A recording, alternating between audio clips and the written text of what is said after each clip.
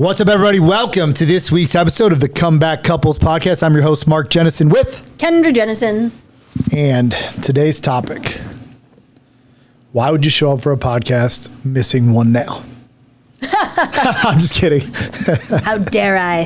Just kidding. Popped off this morning. Popped off. Didn't have time to fix it. No. Had to go crush the weights at the gym. I did. I was like, you know what? I texted the nail lady immediately. I was like, can you soak these off for me no later than Wednesday? She's like, oh my goodness, I can get you in tomorrow. I said, great. But it's great. Let me change everything I'm doing so I can get down there. I was going to. No. But you know what? It's fine.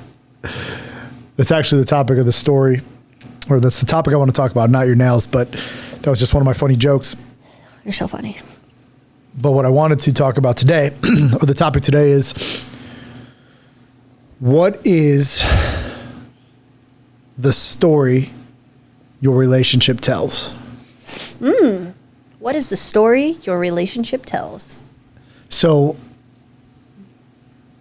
I've been on this quest, as you know, the constant pursuit of like this new level of me.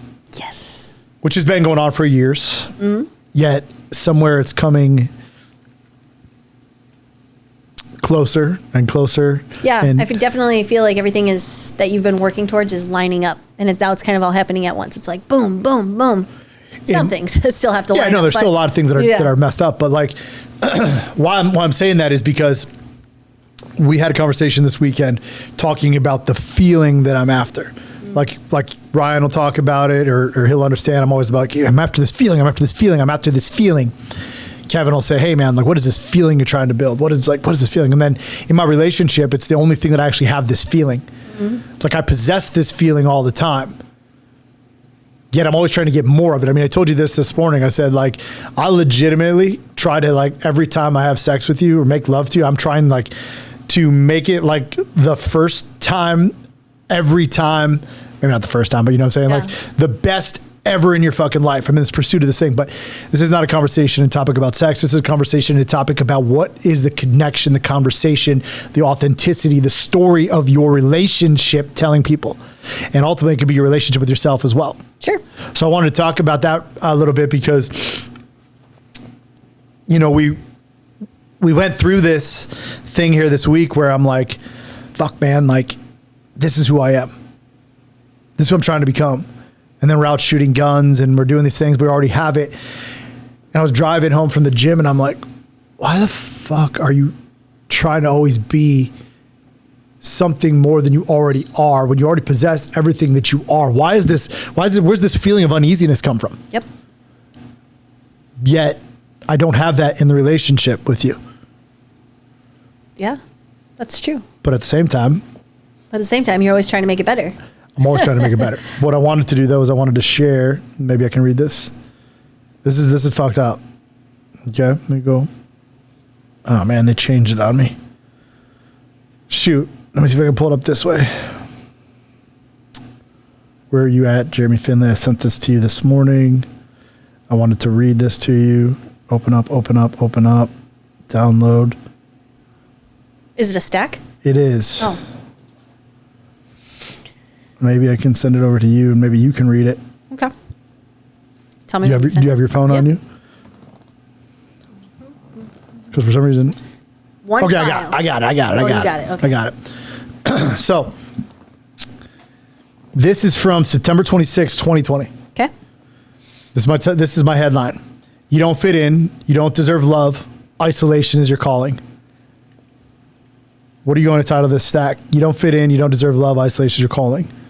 Who has triggered this? Mark Jennison. What's the story you're telling yourself right now about what happened? Your wife would be happier with someone simpler. Someone who can laugh, add value to conversations that she cares about, like the ones around the campfire. You're robbing her of a deeper love that she deserves. You don't fit into the family. Fuck, you don't fit in anywhere. You're so okay with just being in your head and the work and the world that you've built that everything else feels foreign. You try, but you bring nothing to conversations that regular people have, which makes me entirely frustrated, angry, and almost hate myself. Yet at the same time, knowing you're one of the most honest, loving, loyal, and sincere people on the planet. So this war ensues within you, the dichotomy of good versus evil. And this brings up the fuck you, fuck everything, and fuck everyone mentality, which is actually getting stronger and switches gears to a place that doesn't even need your attention. The country, the division, the civil war, the sex trafficking, the death, the destruction. I feel called to attack people verbally, physically, emotionally, fight, scream, kill if I must, protect the very people I love who at the same time I feel are better off without me sometimes. I can't quite point where all this is coming from, but there's something here. There always is. What are the negative feelings you're experiencing because of this? Rage, distance, hatred, self-isolation, exhaustion. What initial desires or actions do you notice rise for you with these feelings? To shut down. There's no simpler way to put it. Shut down to protect, which has many different meanings to me. I feel like there's a bomb inside of me about to explode and I want to protect everything and everyone. This is such a mental mind fuck. I'm so glad that I've used so many drugs. However, I don't think it matters anymore. I've always felt this pressure. The drugs help relieve that. What are the facts about the feelings? 85% of my thoughts are on this battle. I sat next to my wife for 3 to 4 hours and we didn't talk, touch, kiss, hold hands once. I didn't say a word, but was playing scenes in my head of being a warrior. My dreams are the most uncomfortable part of my life. Beyond the trigger of the situation, what do you truly want for you? Herein lies a tough question because I love myself. It's just hard to believe that anyone else can. What's a more strategic story that you could create? Accept that the people around me understand or try to understand me. Believe these things are actually guiding us to something better. Continue to stack through this multiple times if need be. Work my hardest on clearing my head from the pressure. Understand that I do carry a lot of weight on my shoulders and maybe it's not easy. Maybe I could get some sleep. Believe my wife is truly happy with me in life every day. Basically work through it. How does this make you feel? Unsure but optimistic. What evidence do you have that proves the alternative story is true? Kendra has spoken these words to me. So, what's my revelation? Perfection is unattainable, but process of self-development of Mark's evolution is mandatory. I'm going to read that again. Perfection is unattainable. Perfection is unattainable, but process of self-development of Mark evolution is mandatory. What do you hear when I say all that? Yeah, so that was almost 4 years ago now. 2020, right? Yep, that was almost 4 years ago. You've definitely done a lot of internal work on yourself since then. But just this past yesterday, we actually were sitting on the bed. And like you said, you had this conversation about you're struggling on who the next elite version of you, like, what does that look like? What is that, and again, I know in your brain, if you're not continuously like growing and changing and, revolutionizing like everything about you and around you, then you feel like you're failing. I know that about you. I told you that, and I think it's important maybe that I point it out more often, so I'll take responsibility for that, but you are such an intense individual that you fail to realize how incredible you really are. So when I hear you say things such as, you want to have a more elite business and you want to look more elite and you want to just you're rattling off all these things. I fail to point out more often that you already are all those things. You already have all those things. So you're trying to make yourself become somebody that you're not. In a pursuit of doing that, you're finding this like turmoil of, who do I gotta be? Who do I gotta be? What do I gotta look like? I was like, I said, you don't have to, you can be whatever the fuck you want. If one day you feel like wearing a suit, wear a suit. If the next day you feel like wearing board shorts and a cutoff t-shirt, wear that. I said, you don't have to put yourself in this ridiculous box of who you're supposed to be. I said, you've never done anything that way. Right.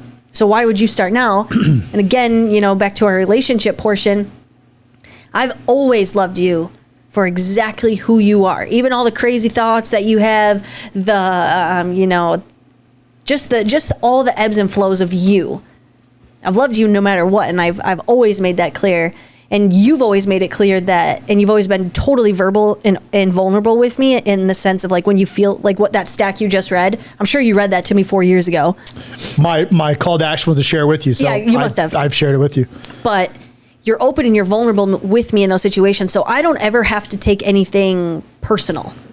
Like, hey, I know you're working through this. I'm going to be here for you. I love you no matter what. I think you're great, and that allowed you 4 years now to explore, expand, and really come to terms, and there's always different levels of it, but come to terms with who you're good with being, you know?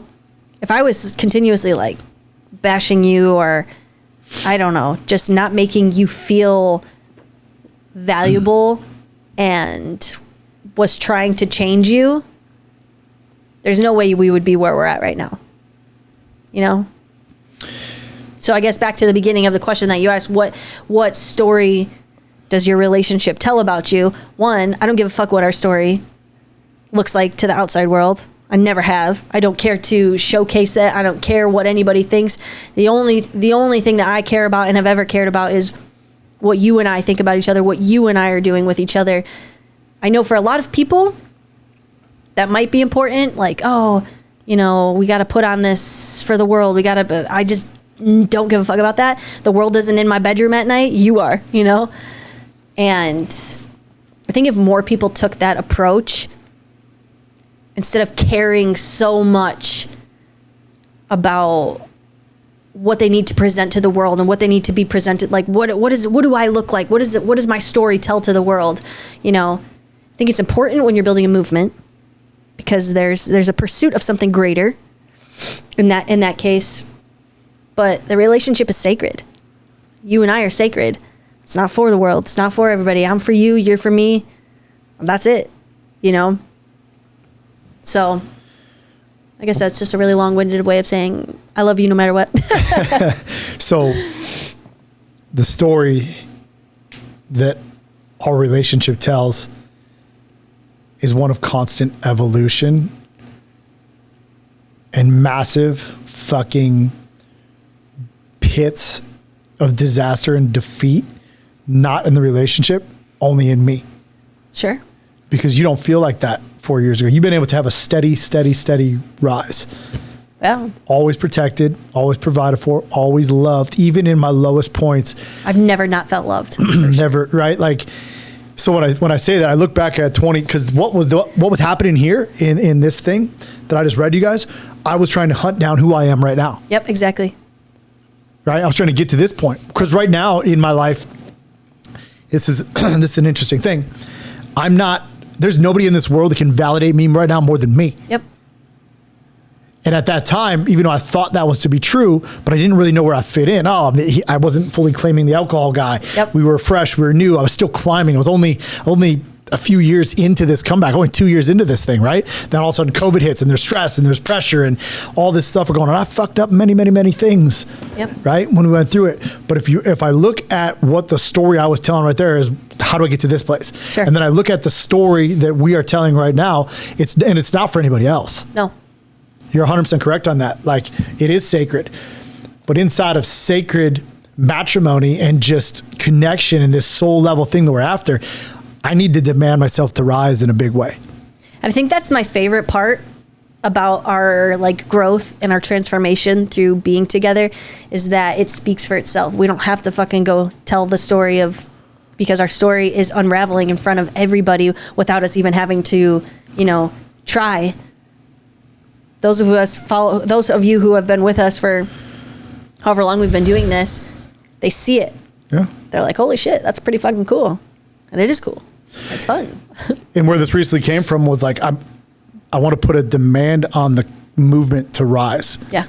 I want to serve the men in a way that I've never served them before. There's this primal power that I feel right this second to completely separate. Like, I'm sure you've heard this, church from state, separate, and that's all I'm trying to do. I want to separate the man from his money. Yeah. I think that's really powerful. I don't know where this is coming from, yet I know exactly where it's coming from, because I serve some very high-profile people. Absolutely, you do. And sometimes all that high-profile people have, or what they think that they have, is their money.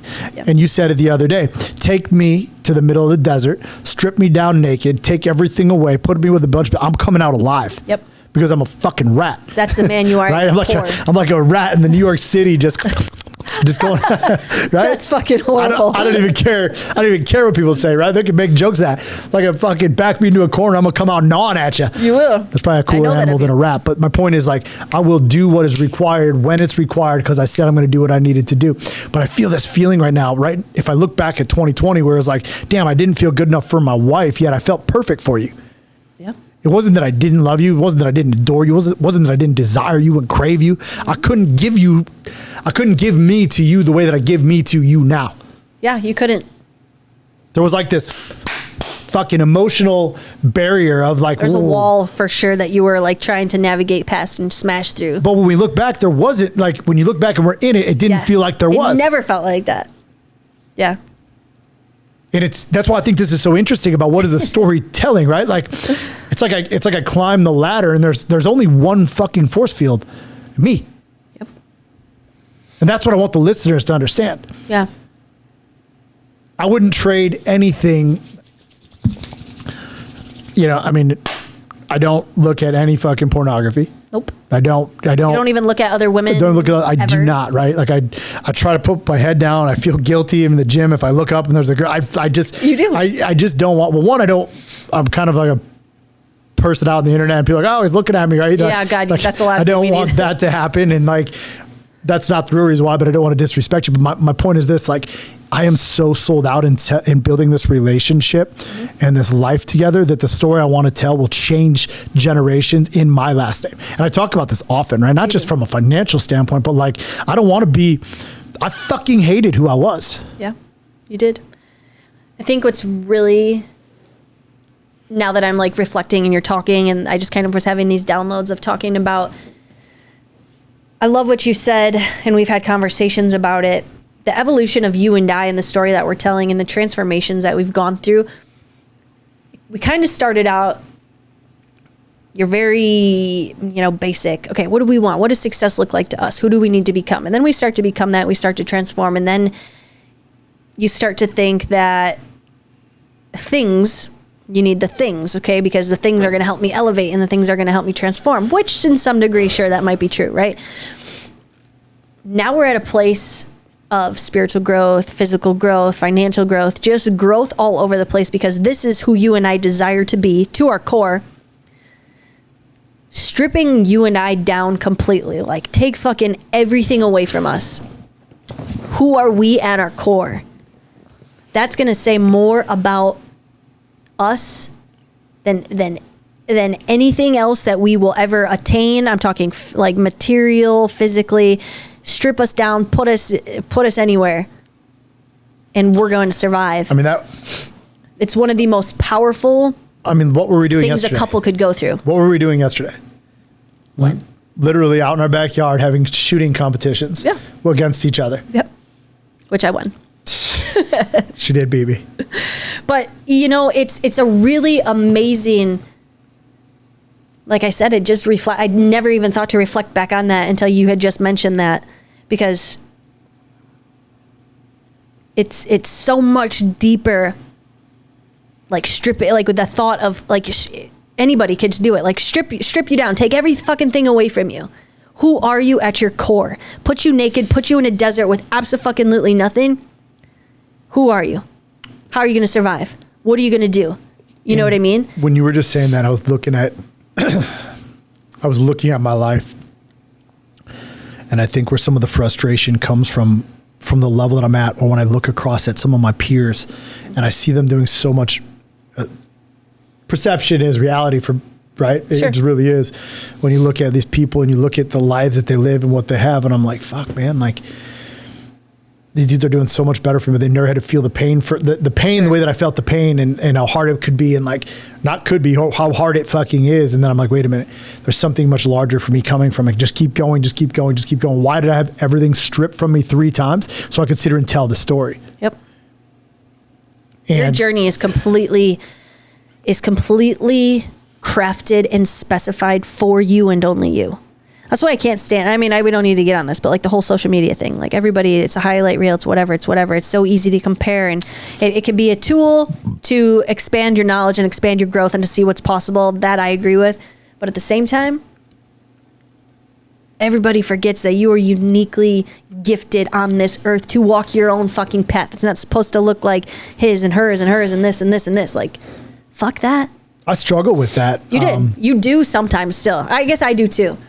Well, I think it comes from wanting to have like there's people you know and you see them rising and you want to be friendly with them and like, oh, these guys are in the same space as me and oh, this guy looks cool and this girl looks cool and like I'd like to get to know them, but then sometimes I'm like, fuck, dude, I really don't want to know I don't want to know anybody but you. I think sometimes and my team, but to be crazy Ryan over there. To be truthful, that's not such a. It is something that you and I, because I love talking to people, you love talking to people. We genuinely are really outgoing individuals. But it's kind of a place where we got to be careful because like you just said, maybe be careful or maybe not be careful, but I'm literally good with just being with you. I don't give, I really like, I just am like, if I hang out with people and they're great, but at the same time, if I don't, fucking great. Like I have nothing this is what I want to show. bear to anybody but you. So like in our relationship, I want to do it for us. And this was the download I had yesterday walking the field and what I've been doing up and down the streets like I always do, is I asked myself, why are you asking yourself these questions? Like, why are you trying to demand the business to rise, the movement to rise?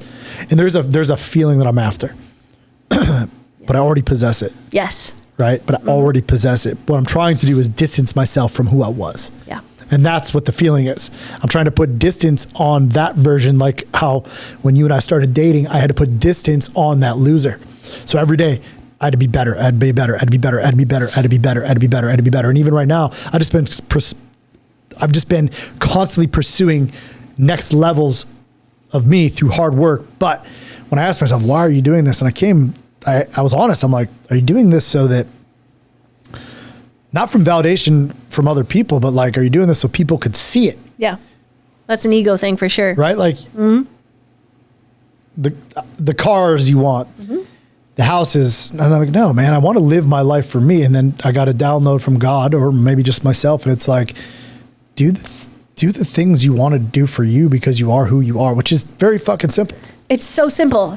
But what needs to demand, what needs to rise, what needs to have the most demand on it is the content around the frame. Show them, don't tell them. The only thing that matters are the men's results. Yep, exactly. Because I can't get more sober because I don't give a fuck about the word sober, right? Like that, my scale's not graded by days. Yep. I don't care about that. But what I can do is be sold out on the results. And I'm turning this corner of like Mark and Kendra are rising. We're going to embark on the next 30 years of our life in a very, very deep, love-fueled, enriched, soul-level, multidimensional love connection, right? Raising these kids and going to travel and see every single fucking thing that we want to see. Yep. But as we separate, which is what I'm trying to get, there's also another separation, which is separating us from I'm a Comeback, yet still being the founder and creator of I'm a Comeback. So there's this weird thing that happens for me. And you have to sit, and this is why I said, what is the relationship? What's the story your relationship is telling? You actually have to coach me through that. I do. Because it's like multiple prongs coming out of me at all time. On one side, I'm trying to let go. On the other side, I'm trying to become. Yep. Yeah, right in the middle, I have my queen and my three little rugrats. So when I look at like the story of us, I'm pretty sure that like I'm fighting right now for the 50-year-old version. Yeah. You know what I'm saying? Mm-hmm. Like that was 40-year-old Mark fighting for 44-year-old Mark. Yep. Trying to push you away, if you read in my words. Yeah. And you kept fighting and I kept fighting. I didn't really want to get rid of you. That's not the case, but like the way that I felt and the energies I was putting out. Like, what you felt inside. Yeah. Didn't match.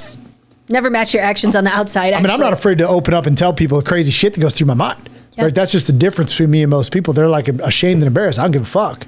And you know, that's part of what makes our relationship so exceptional is you have full reign and full free expression to, you know, read off some of the crazy stuff that you say. And I just accept you wholeheartedly. And I'm like, all right, hey, if this is like where you're at, this is where you're at. What that does for you, like I said, vulnerability wise, for us to have that connection wise where I'm like your sacred space, you know, it's incredible. What do you think the story of you and I looks like through our kids' eyes? You know, you asked, I'm not sure how to answer that, but I was thinking about this the other day. You asked me a question many years ago. You probably remember, you probably don't, but you had mentioned something about what do I want my legacy to be? And the first time I heard that, I thought to myself, I have never thought about me leaving a legacy. I don't even know what that means. I don't even, I never. What do you think it means now? Now when you ask me, the most important legacy that I could ever leave, because I've really contemplated this question in large support in regards to you, I know the legacy you want to leave to the world. I know the legacy you want to leave to the kids. And so I thought to myself, okay, the greatest legacy that I can ever leave will be what I transfer to our children.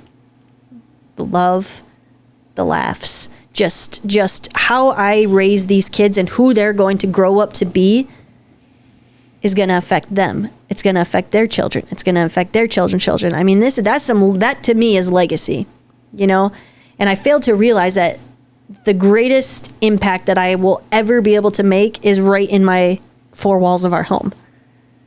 And I've always taken parenting very seriously. Everything I do. I mean, we even just had this conversation. I feel just like you are. I feel like there's always something I could be doing better, parenting wise, raising the kids wise, wife wise. There's always, but for my legacy to know that I am doing everything in my power and what I feel is correct and what I feel is right and what I feel is a teachable moment and what I feel is love, that's the greatest legacy that I could leave, because that's transferable. That's through kids, through our kids. So what do you think that they see? I love what you said there. That's a great clip, because women don't really think about legacy. I never thought about the word legacy. When you told me that, I was like, legacy? What am I, like some friggin'... Why do you think, that's a whole nother topic, right? Most people think they're just supposed to be born, raise a family, die, right? Do the same shit over and over and over. And again, they never see outside of the And I guess when I heard the word legacy, I just kind of compared myself to you. I was like, well, I'm never going to leave the type of legacy that you're going to leave.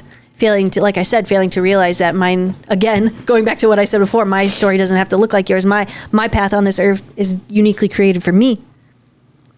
And what I'm doing is in my four walls, and that's a legacy that I'm going to leave through. But our kids, that would be a great question to ask for them. I think we should get those guys on a podcast, special edition. Yeah, that would be a great question for them, because I wouldn't even know how to answer that. I could say what I think I'm doing, or what I think we're doing as a raising our kids, but how they're perceiving it could be completely different. So I just told this story, and I know I mentioned it to you, but I didn't really tell you. When we just did the Comeback Council call, excuse me, which is our group call, that if you're a man who wants to join a group of high-performing men struggling with alcohol, taking back control and territory of their life every day, no links to click, but go find us at IAMACOMEBACK.com. But I did the call. We were talking about going to the Bucks game, because another guy's been like 70 days with us, and he went to the 49ers game, and he didn't drink. He was a DD, and he was super pumped. And he's like, oh, it's a nice stadium. But I shared the story about us going to the Bucks game, and as we walked, we're on the other side of Water Street, parking in kind of a...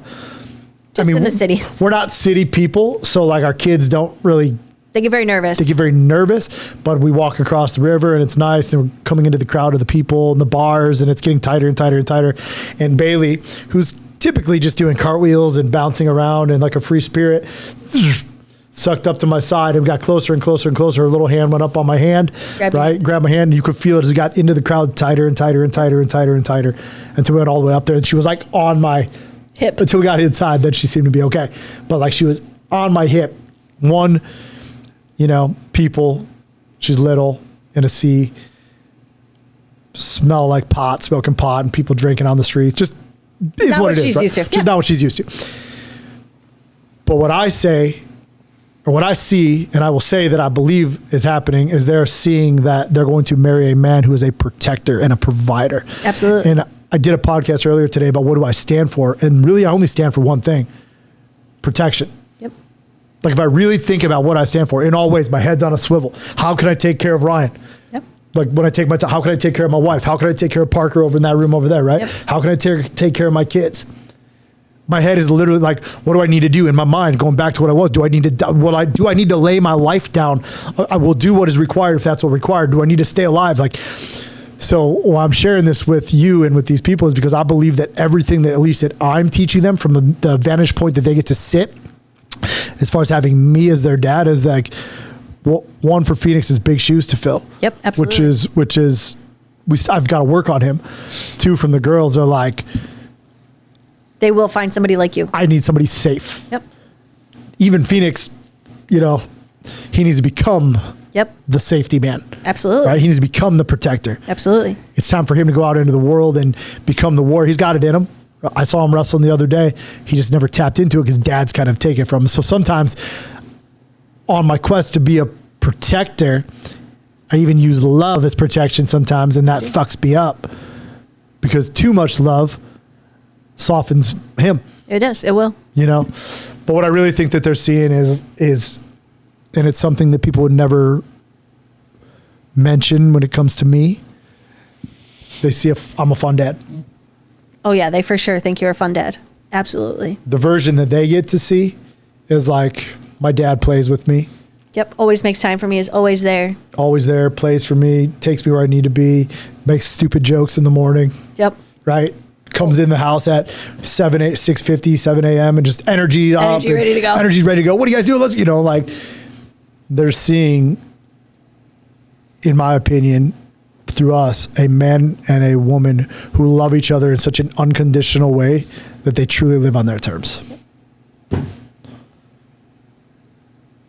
We said nothing about alcohol on this podcast. Oh yeah. Should I? No. I'm just kidding.